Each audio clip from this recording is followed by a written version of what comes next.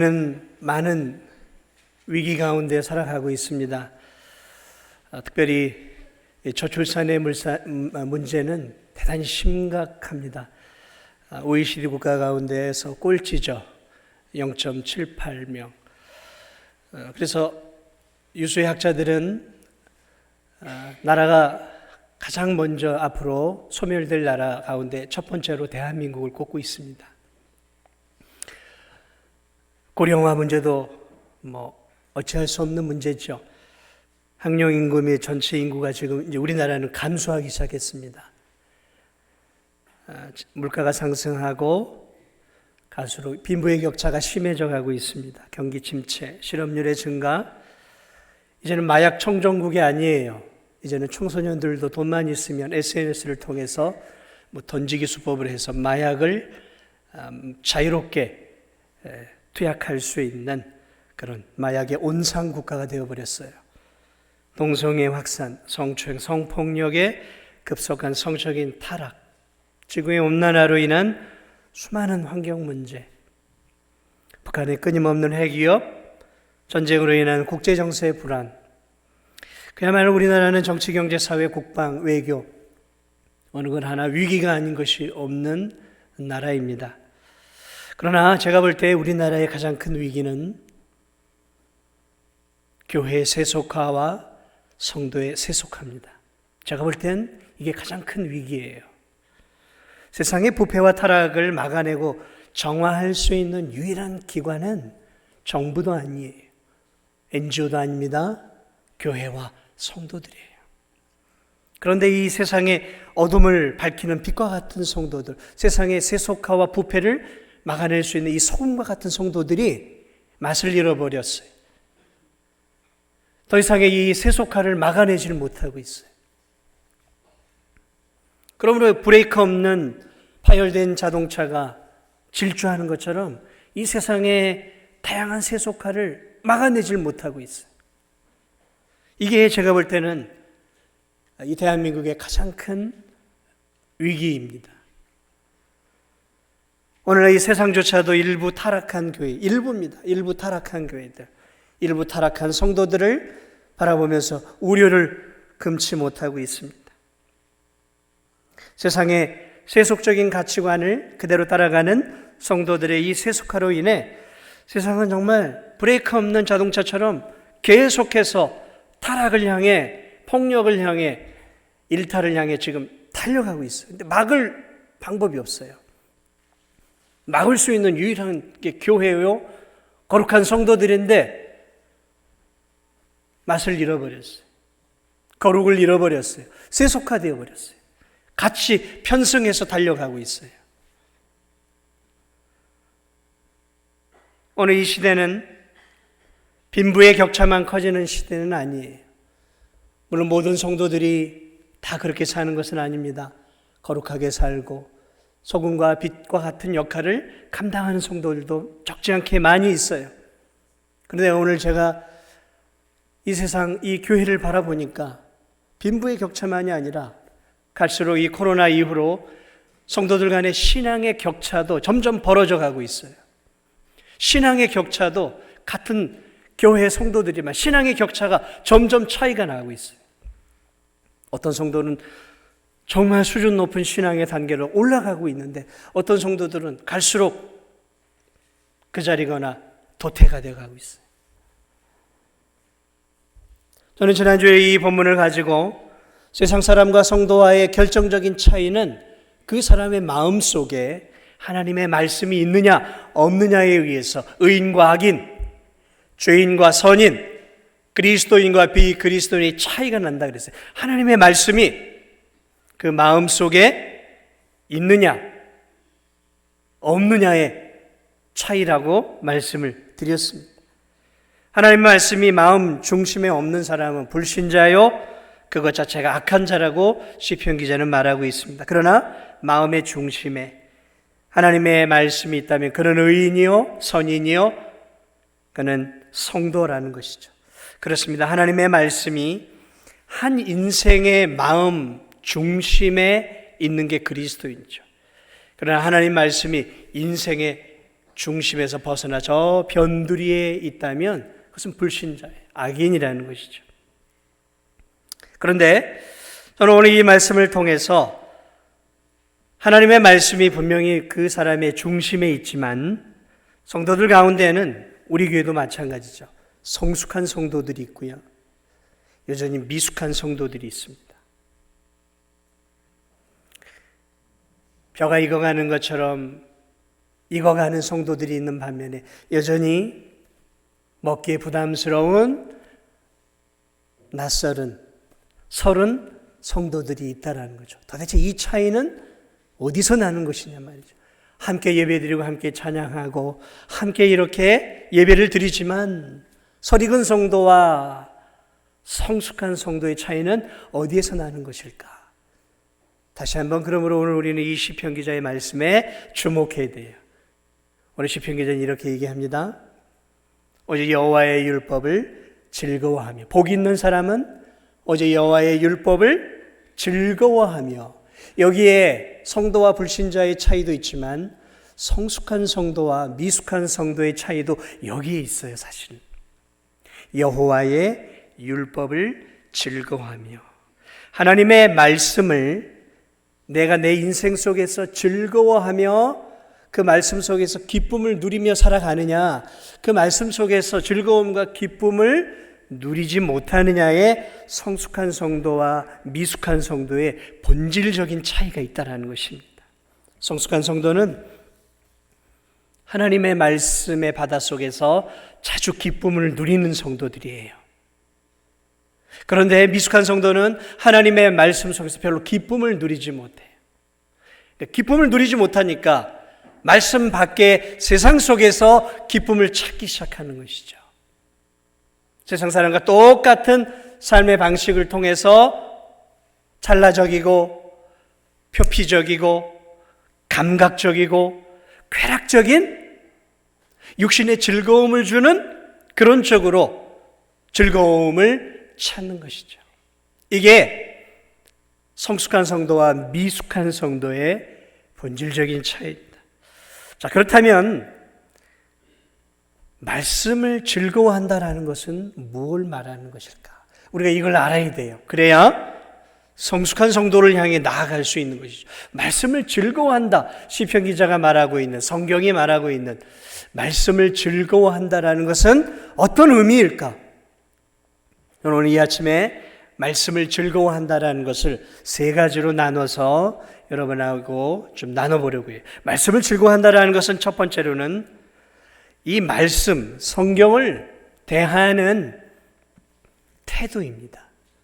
이 성경을 대하는 태도. 그러니까 이 성경 말씀을 너무도 좋아하고 너무도 아끼고 너무도 사랑하는 성경에 대한 태도예요. 태도.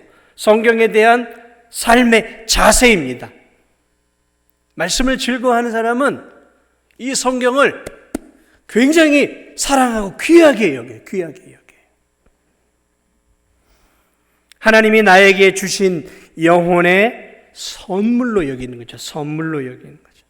여러분 선물을 받아보셨죠? 사랑하는 가족들이, 자녀들이 생일이다, 어버이날이다 그래서 때로는 옷을, 때로는 용돈을, 때로는 이렇게 선물을 주지 않습니까? 여러분 그 선물을 받을 때, 자녀들이, 사랑하는 사람이 선물을 줄 때 여러분 그 선물이 얼마나 귀합니까? 사랑하지 않는 사람이 주는 선물도 귀하지만 내가 사랑하는 사람이 나를 사랑해서 귀한 선물을, 내가 필요한 선물을 주었을 때 여러분 그 선물은 그 어떤 것과 비교할 수 없는 가치가 있는 거예요. 그 안에 나를 향한 사랑이 담겨 있기 때문에 그렇습니다. 여러분 이 성경을 믿음이 깊은 성도들은 내가 사랑하는 하나님이, 나를 사랑하는 하나님이 나에게 주신 이 험한 인생길을 살아갈 수 있도록 나에게 주신 선물로 바라봐요. 선물로. 그러니까 이 성경을 놓칠 수가 없는 것이죠. 소중하게 다루는 거죠. 일주일 내내 성경을 서재에다 책상에다 던져놓고 주일이 되면 교회 가야지. 이거는 성경을 사랑하는 게 아니에요. 일주일 내내 성경과는 거리가 먼 삶을 살다가 주일이 되면 먼지를 털고 1년, 2년, 3년이 지났는데도 성경이 빳빳해요. 한 장 한 장 넘기기가 어려워요. 사랑하는 여러분, 말씀을 즐거워하는 성숙한 성도들은 이 성경을 아주 귀하게 여겨요. 귀하게 여겨요. 성숙한 성도들은 하나님의 말씀을 하나님이 내게 주신 사랑의 연애편지로 여겨요. 연애편지. 여러분 연애편지 받아보셨어요? 네, 저는 젊은 시절 연애편지를 받아봤어요. 그 연애편지를 받으면 어떻습니까?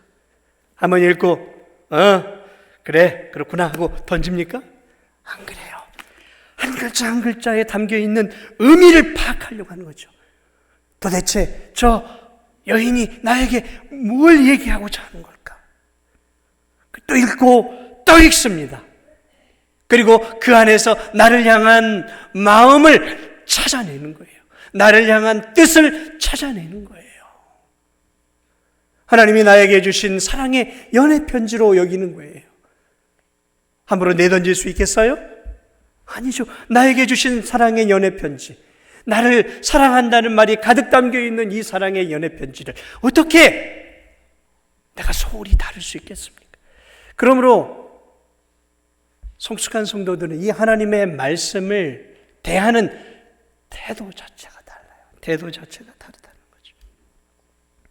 그러므로 여러분, 성숙한 성도는 성경을 대하는 태도가 돼요. 성경을 대하는 태도가 내 신앙의 고도를 결정하는 거예요. 성경을 어떻게 대하느냐에 따라 내 신앙의 깊이와 넓이가 달라진다는 거죠. 성경을 대하는 자세가, 태도가 내 신앙의 깊이를 결정하는 거예요. 여러분은 성경을 어떻게 대하고 있습니까? 한번 곰곰이 생각을 해보세요. 아우 따분해, 읽기 힘들어, 이런 거면 내가 안 읽어도 주일날 교회 가서 예배 한번 드리고 설교 말씀 들으면 되지. 그래서 여러분 이 성경에 대해서 어찌할 수 없이 읽어야 되니까 읽고 있다면 그것도 귀한 것이지만 믿음이 잘 자랄 수 있을까요? 그렇지 않아요. 하나님이 내게 주신 영혼의 양식으로, 오늘을 살아갈 수 있는 영혼의 양식으로 주님이 나를 사랑하는 사랑의 연애편지를 대하는 마음으로, 어려워도 이 성경 말씀을 그런 마음으로 읽어갈 때 그런 신앙의, 그런 성경을 대하는 그러한 태도가 내 신앙의 고도를 결정한다는 거예요. 내 신앙이 자라지 못하는 이유는 어쩌면 내가 성경을 대하는 이 태도가 올바르지 않기 때문에 그럴 수 있어요. 사랑하는 여러분, 여러분의 성경을 대하는 태도를 바꿔야 됩니다. 이거 없으면 내가 살 수 없다라는 그런 성경에 대한 태도, 성경에 대한 자세, 이것이 성숙한 성도들은 달라요. 오늘 두 번째로 이 말씀을 즐거워한다라는 이 말씀은 실제적으로 말씀 안에서 말씀의 맛을 느끼는 거예요. 말씀의 맛을 진짜로 느끼는 거예요. 맛있는 고기를 먹을 때, 고기를 질겅질겅 씹어 먹을 때 그 고기의 담백함과 그 맛이 있지 않습니까?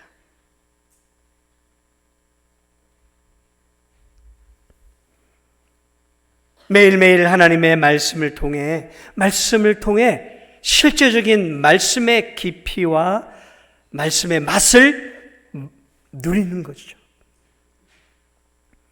여기서 즐거움은 먹고 마시고 보고 느끼고 듣는 그런 감각적인 즐거움을 말하는 게 아니에요. 감각적인 즐거움, 이 쾌락은 잠시죠.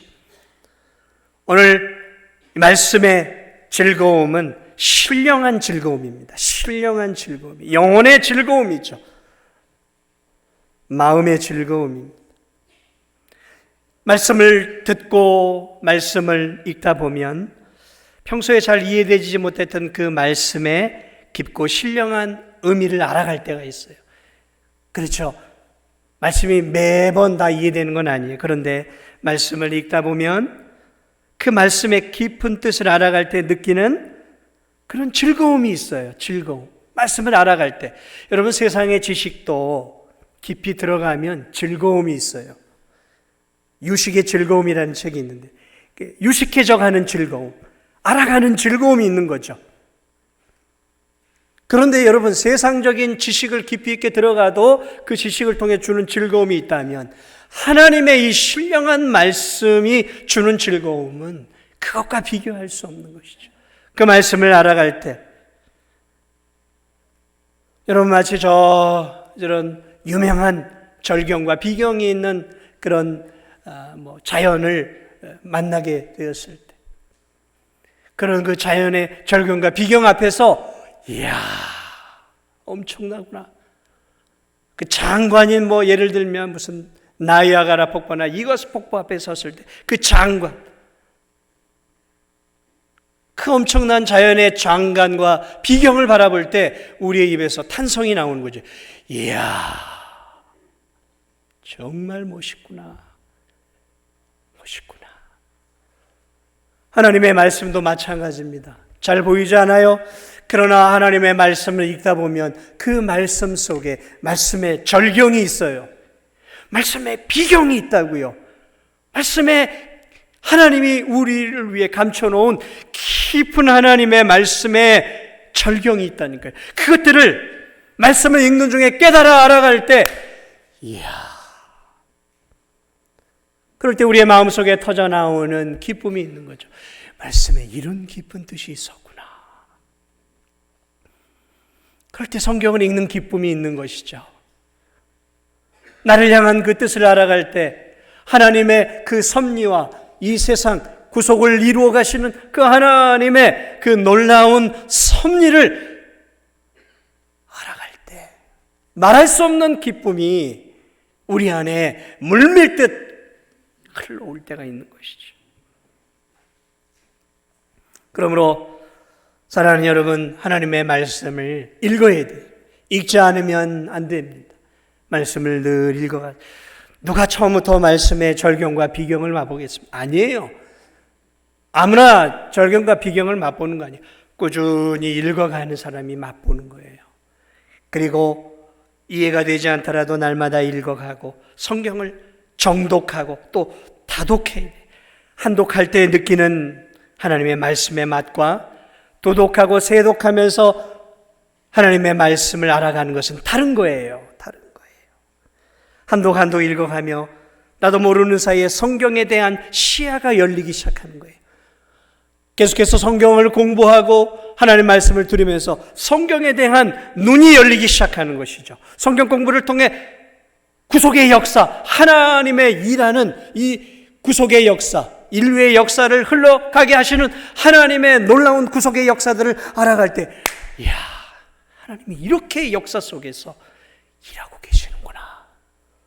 그런 것들을 알아갈 때 재미있는 소설책을 읽고 무협지를 읽고 재미있는 만화 카툰을 읽는 것과는, 그런 얄팍한 기쁨과는 비교할 수 없는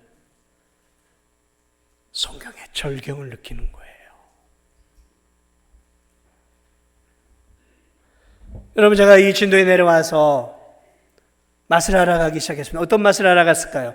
내려오니까 장례식에 가도 홍어가 나오고, 결혼식장에도 홍어가 나오고, 잔치상에 홍어가, 저는 홍어 여기 위해서 거의 안 먹었어요. 아니, 냄새도 나고, 좋아하지도 않았어요. 저런 걸 먹나, 그냥 그랬어요. 그런데 내려올 때만 여기 막 홍어를 줘요. 그냥 주니까 먹었어요. 그냥 초장 맛으로 먹었어요. 그런데 한 번, 두 번 먹다 보니까, 이게 또 매력이 있더라고요. 매력이 있어요. 간재미. 이런 걸 자꾸 맛있다 그래. 처음 내려와서 먹어봤어요. 여기 와서 간재미라는 거. 이런 게 맛있어. 그런데 한 번, 두 번, 세 번, 1년, 2년. 이게 이제 시간이 지나니까 이제 이게 때로는 막 입에서 간재미도 생각이 나고 머리에서 간재미도 왔다 갔다 하고, 저 위쪽으로 올라가니까 장례식장에는 홍어가 안 나와요. 홍어가 안 나와. 아니 왜 여기는 홍어가 안 나오는 거야? 그러면서 막 혼자서 투덜거리기도 하고.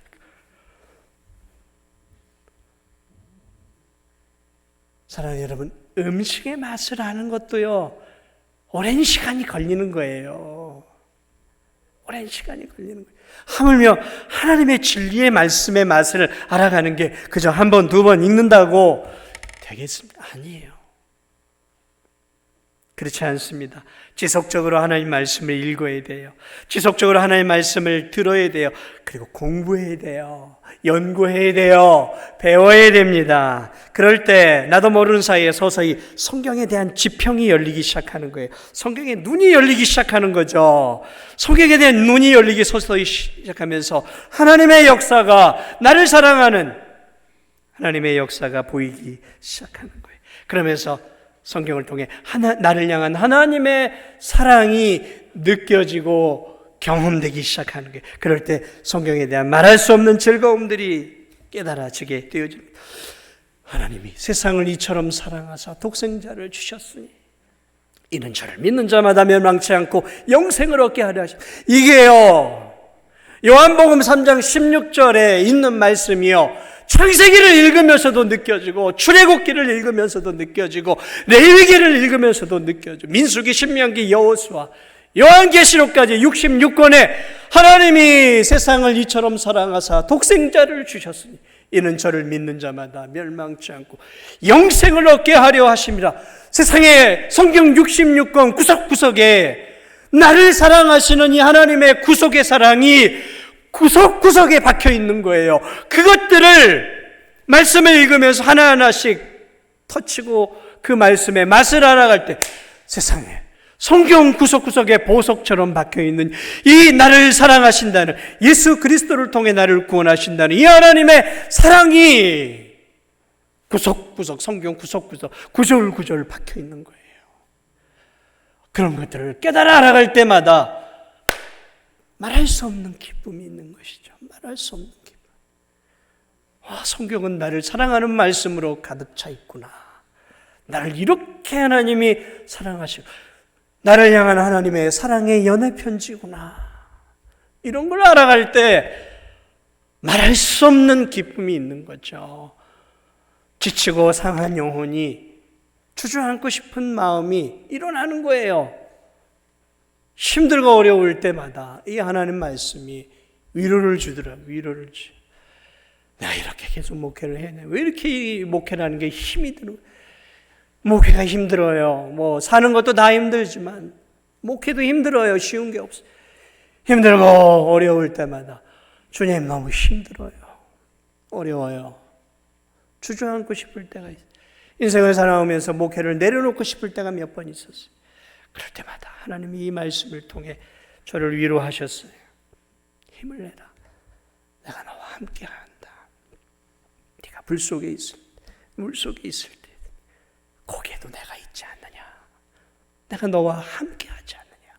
하나님이 지치고 힘든 저에게 이 말씀을 통해 위로를 주세요. 그 위로가 세상 사람이 주는 위로와 달라요. 성도들이 주는 위로와 달라요.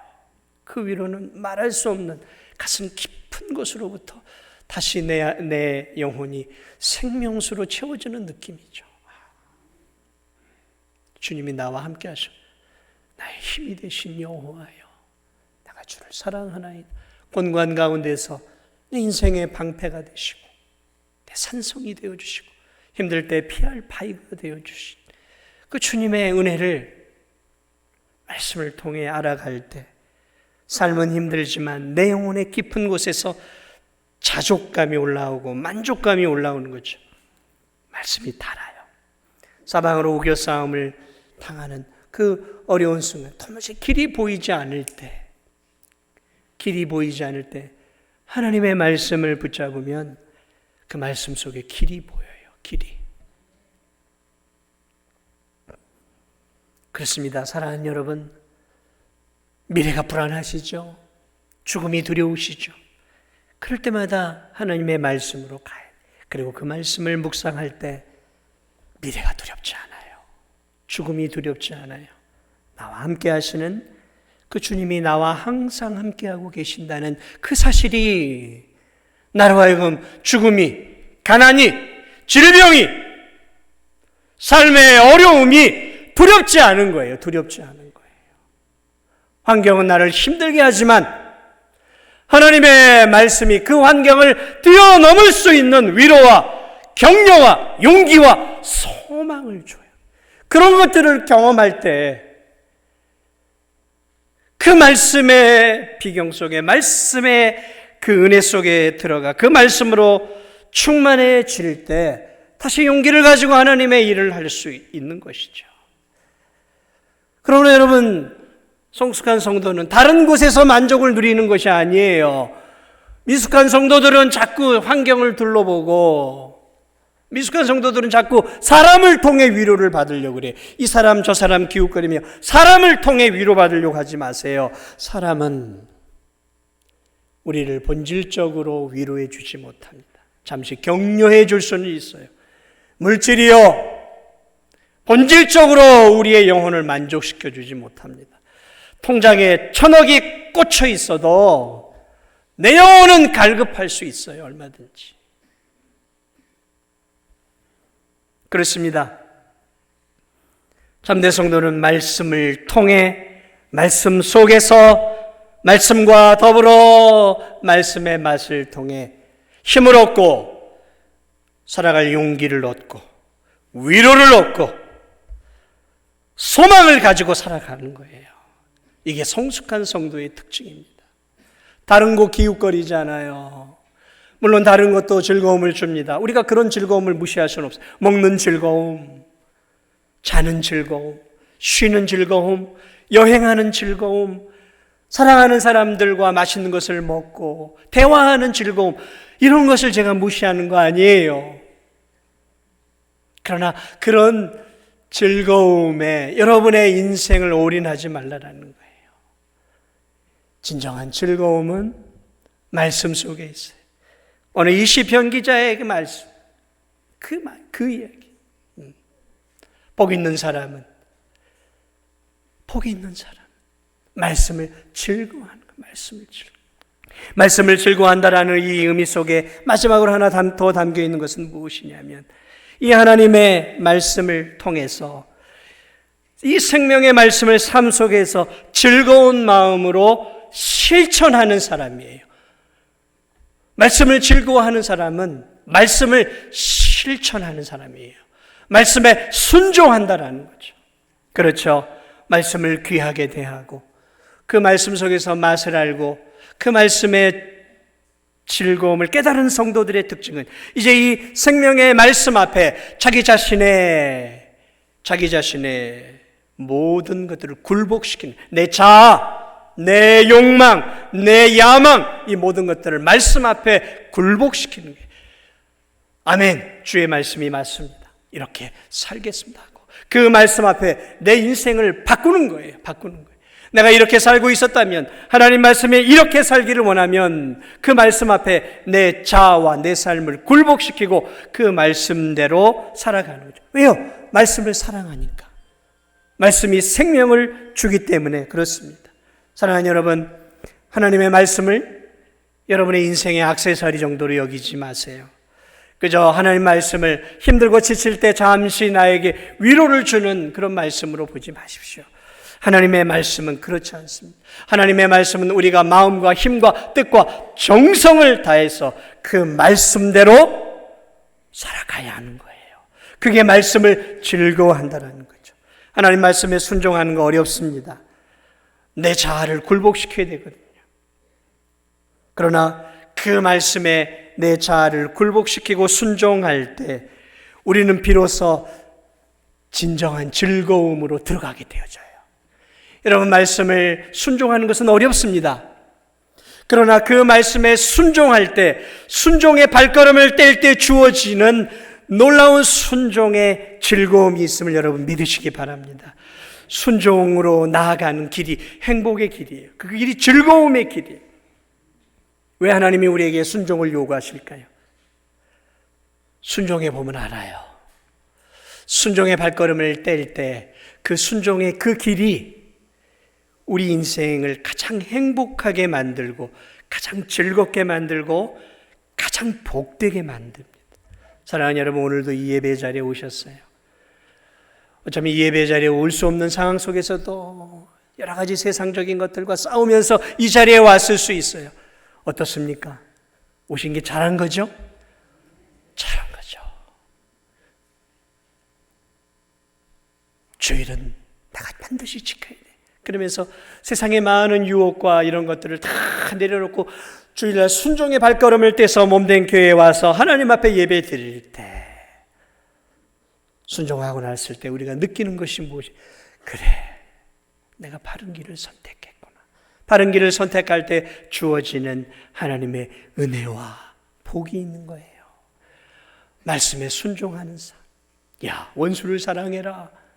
네가 미워하는 사람을 사랑해라. 내가 어떻게 저놈을 사랑합니까? 나의 마음에 못을 박은 저놈을 내가 어떻게 사랑할 수 있겠습니까? 하나님 싫어요. 그러면 나는 언제나 내 마음은 지옥이에요. 지옥입니다. 그런데 내가 싫어하고 나를 힘들게 하고 내 마음을 몰라주고 내 자존심을 건드리고 나를 어렵게 했던 그 사람을 내가 주의 이름으로 용서하고 주의 이름으로 사랑하기 시작하며 사랑에 순종을 할 때 어떤 역사가 일어나는 줄 아세요? 물밀듯 흐르는 기쁨이 내 안에 흐르기 시작해. 지옥 같았던 내 마음이, 저 사람 때문에 지옥 같았던 내 마음이 나도 모르는 사이에 순종하는 그 순간 내가 행복을 경험하고 내 마음이 낙원이 되기 시작하는 것이죠. 사랑하는 여러분, 그러므로 하나님 말씀에 우리가 순종의 길을 나아가야 돼요. 물질의 자유, 시간의 자유, 우리는 그런 것들을 꿈꿔요. 그런데 성경은 역설적으로 네가 시간의 자유를 얻기를 원하느냐, 물질의 자유를 얻기는, 그러면 일주일에 하루는 하나님께 드리라는 거죠. 이날은 나의 날이다 하고 주일을 하나님께 드려보세요. 그럴 때 하나님이 시간의 자유를 주세요. 여러분, 우린 다 물질의 자유를 꿈꾸죠. 물질의 여유를 꿈꿔요. 그런데 하나님은 11조를 드리라 그래요. 아니, 11조를 드리면 더 어려워지지 않아요. 여러분, 그렇지 않습니다. 역설이 여기에 있어요.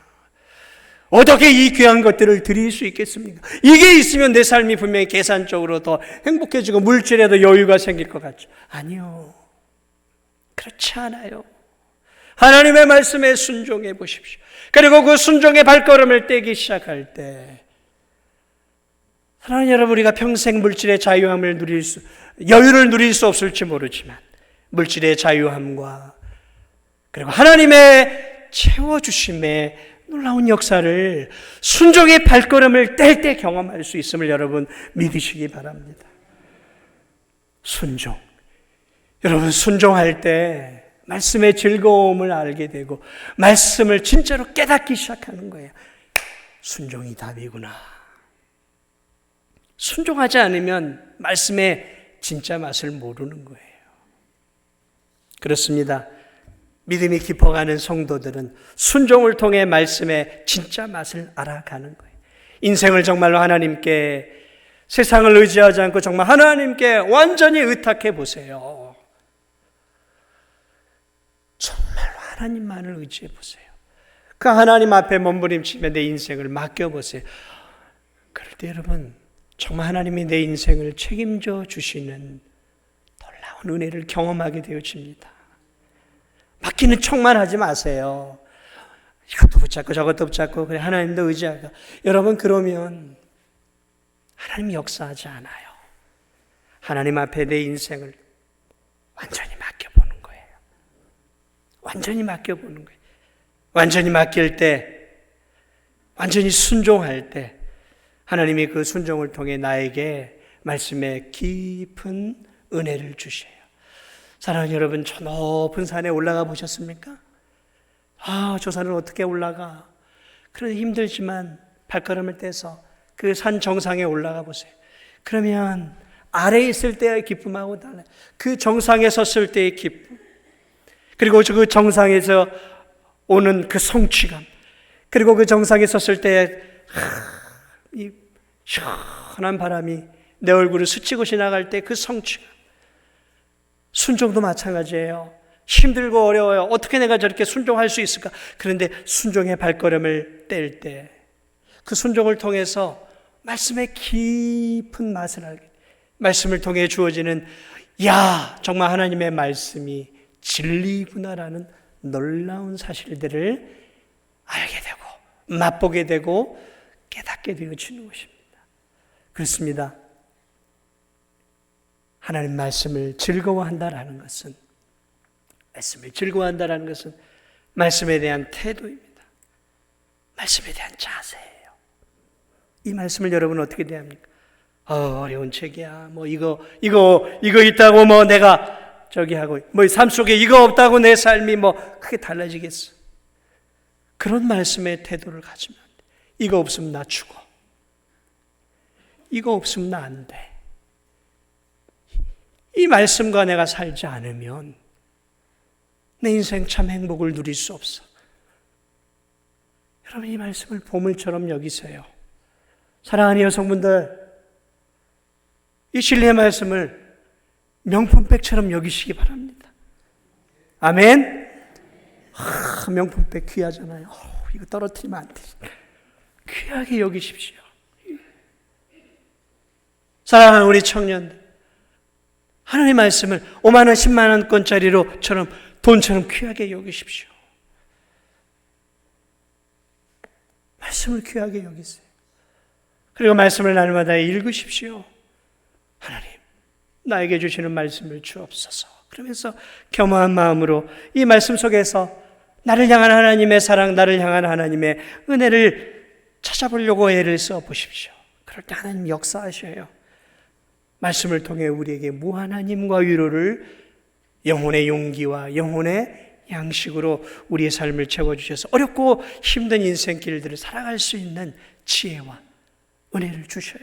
그리고 이 말씀, 그 말씀대로 아멘, 아멘, 힘들지만 내 자아를, 내 욕심을, 내 욕망을 굴복시키고 한 걸음 한 걸음 말씀을 따라 나아갈 때마다 놀라운 하나님의 은혜, 말씀의 맛을 누릴 줄 믿으시기 바랍니다. 사랑하는 여러분, 왜 악인들에게, 세상 사람들에게는 참된 평강과 즐거움이 없다고 성경은 말하고 있는 것일까요? 그렇습니다. 하나님은 진정한 기쁨과 즐거움을 이 말씀 속에 두셨기 때문입니다. 그리고 말씀을 따라가는 그 삶이야말로 우리의 인생을 가장 행복하도록 하나님이 설계해 주셨다라는 사실입니다. 그러므로 이번 한 주도 사랑하는 여러분, 말씀을 사랑하시고 말씀을 읽고 말씀에 순종하면서 살아가십시오. 하나님은 말씀과 함께 하십니다. 하나님과 함께 하고 싶으세요? 그럼 말씀을 가까이 하세요. 세상을 바라보지 말고 하나님만 보고 싶으세요? 그럼 말씀을 읽으세요. 그 안에 하나님이 함께하고 말씀하고 계시. 허공을 치는 삶, 허공을 치는 신앙생활 하지 마세요. 입으로는 나 하나님과 동행하고 싶어. 하나님 말씀대로 하나님과 동행하고 싶어. 동행하고 싶으세요? 그럼 말씀을 읽으세요. 왜 말씀을 읽지 않으면서 하나님과 동행하고 싶다고 그러세요? 하나님이 동행할 수 있도록 우리 눈앞에 주셨잖아요. 아무쪼록 이 귀한 말씀, 생명의 말씀을 붙잡고 이 고단한 인생길에 저 영원한 하나님 나라, 그 천국을 향해 우리 말씀 붙잡고 말씀을 즐거워하면서 말씀 안에서 참된 기쁨을 누리면서 저 천국을 향해 한 걸음 한 걸음 믿음으로 걸어가시는 우리 성도들이 되시기를 주님의 이름으로 축복을 드립니다. 우리 함께